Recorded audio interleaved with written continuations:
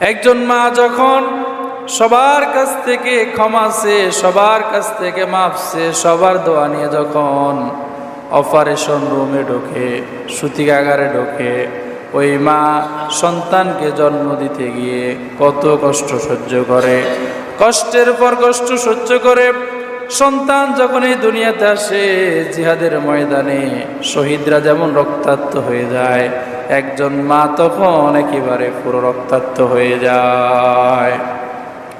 এই যে সন্তান জন্ম দিল, এত কষ্ট পেল, এত কিছু করার পর আল্লাহ সুবহানাহু ওয়া তাআলা বলেন, মা যে 10 মাস 10 দিন কষ্ট করলো, প্রসব বেদনার কষ্ট সহ্য করলো, এই সব কষ্ট তার বুকের মধ্যে জমা আছে।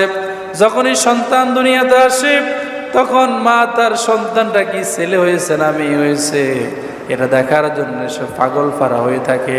আল্লাহ তাআলা বলেন, মা যখন সন্তানের মুখ দেখে, তখন তার সমস্ত কষ্টকে আমি আল্লাহ তাআলা ভুলিয়ে দেই। সুবহানাল্লাহ। এই যে সন্তান কষ্ট করল, মা সন্তানকে পেটে নিয়ে এত কষ্ট করলো, মা যখন দেখে ছেলে হয়েছে না মেয়ে হয়েছে, যখন মা সন্তানটাকে কোলে নেয়, মায়ের সকল কষ্টকে ভুলিয়ে দেন কে?